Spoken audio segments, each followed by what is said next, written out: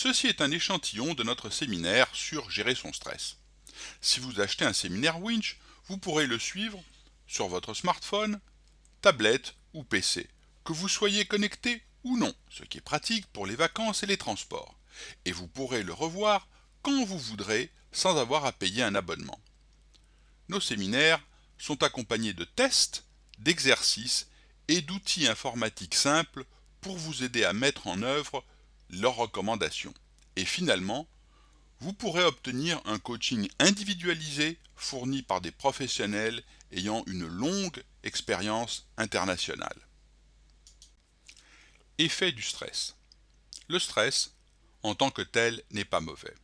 Hans Selye, un endocrinologue qui a conceptualisé le stress physiologique, a dit « On ne doit pas tenter d'éviter le stress, pas plus que l'on doit s'abstenir de nourriture, d'amour ou d'exercice. » Un peu de stress est en effet bénéfique, car il nous force à faire des efforts et à améliorer nos performances. Les athlètes, les acteurs, les musiciens, etc.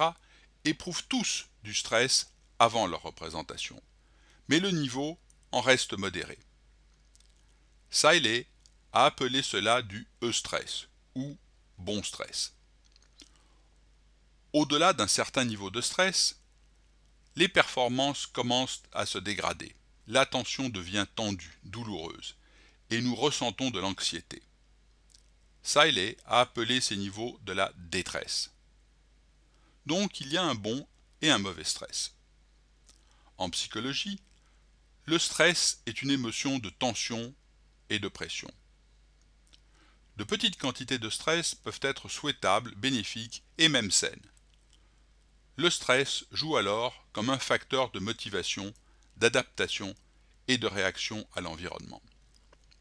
Mais des quantités excessives de stress peuvent causer des dommages irréparables.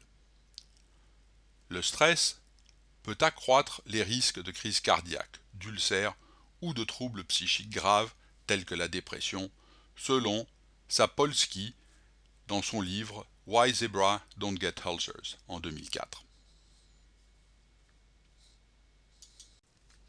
Réponse automatique au stress. Comme nous l'avons dit, il y a 4 façons de répondre au stress. 1. Le combattre avec des médicaments. 2. S'y abandonner dans l'alcool et les narcotiques. 3. Se réfugier dans la bigoterie ou des sectes. 4. Transférer ce que l'on subit au travail dans sa vie privée. Bien entendu, aucune de ces façons de répondre n'est bonne ni acceptable. Aussi, devons-nous apprendre comment gérer notre stress.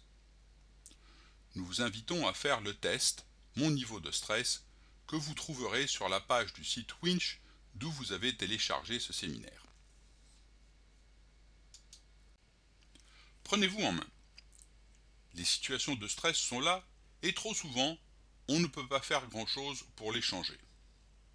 Mais comme nous l'avons vu, nous pouvons changer notre attitude en prenant de la distance par rapport à ces situations pour les considérer sous différents angles. Si vous montez à cheval, vous devez faire savoir au cheval sans ambiguïté que vous êtes le patron. Le cheval n'est pas un animal très intelligent, mais il capte très vite si vous êtes sûr de vous et si vous êtes le patron. Aussi, pour diriger un cheval, soyez convaincu que vous êtes le patron, sinon c'est le cheval qui décidera pour vous. Si vous êtes sûr d'être le patron, vous prenez le cheval en main. Il en va de même pour votre vie. Planifiez votre temps pour en libérer un peu pour vous seul. Comme nous l'avons vu quand nous avons examiné la cause principale du stress, c'est parce que nous ne dédions que bien peu de notre temps et de notre énergie à nous-mêmes que nous sommes les victimes du stress. Aussi, mettez dans votre planning des créneaux pour vous-même, vos hobbies, vos amis, etc. Organisez votre vie autour de quelques buts importants. Vous-même, votre famille, votre travail et vos amis. Pour définir ces buts, imaginez-vous quand vous aurez 75 ans et demandez-vous ce dont vous voudrez être fier à ce moment, dans ces 4 domaines: vous-même, votre famille, votre carrière et vos amis. Mettez ces buts sur le haut de votre liste de priorités. Contrôlez vos émotions. Développez votre intelligence émotionnelle.